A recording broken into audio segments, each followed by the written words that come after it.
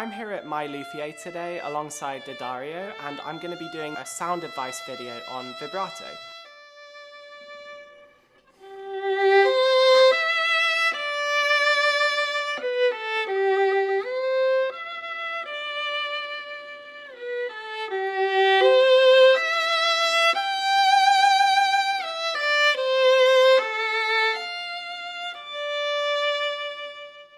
I'm really excited to talk about vibrato today. It's one of the essential topics when it comes to violin technique. I'm going to share with you an exercise that was taught to me by my violin teacher, Mauricio Fuchs, who studied with the great violinist Jascha Heifetz. So there's a real legacy and history to this exercise, and I'm excited to dig into it now. It all revolves around finding a kind of vertical feeling to the vibrato instead of a horizontal one. So we can take, let's say, a first finger, D on the A string in third position.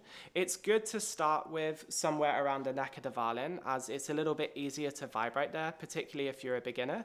It's an easy place because we already have the natural support of our hand resting against the instrument. So we can pick a note, and what we're looking for essentially is a dotted rhythm. So bum, ba-bum, ba-bum. And what we want to do is make sure that the longer part of the dotted rhythm can be as long as you want, but the short note should be quite short. So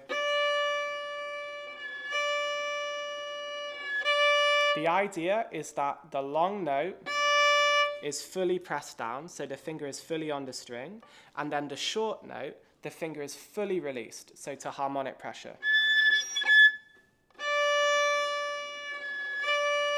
As you'll see what happens to my hand as I'm releasing to harmonic pressure, the finger kind of naturally falls back a little bit, or the hand naturally collapses back slightly. That's because the joint is flexible. It would be unnatural, for instance, to release and the hand goes forward. So you don't need to force the hand backwards. Sometimes when we watch violinists play and try and imitate their vibrato, we might think that they're moving a lot here, but actually the movement is really quite small to make a vibrato, a lot smaller sometimes than we think.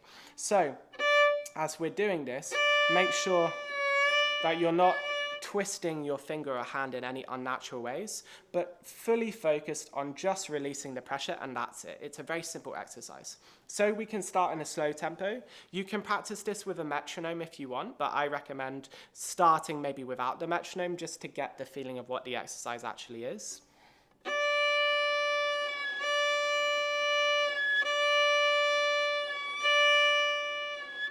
You'll hear a kind of pulse of wah, wah, wah, and the more and more that we increase the tempo, you'll start to hear only that, and you'll stop hearing so much of the release. So if I show you,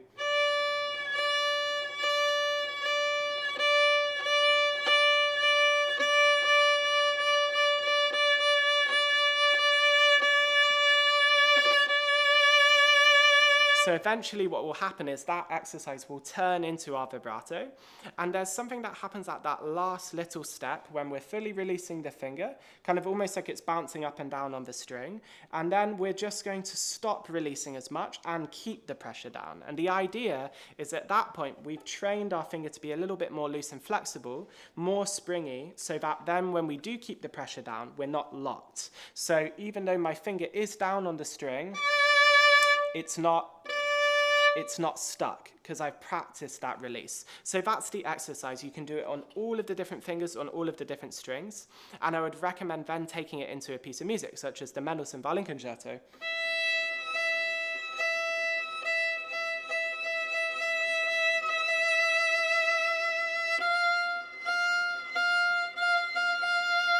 And you'll notice that different fingers will maybe be more challenging for you or less challenging. For a lot of violinists, I know that fourth finger is more challenging than others because it's a little bit smaller and weaker in general. So you may want to stay on that finger a little bit longer. And you can also practice, after you've done this exercise, vibrating only on one finger. I think that's quite a nice way to end the exercise. So you can go, for instance, all with fourth finger. The bottom note's quite hard. And then you can do the same on the third.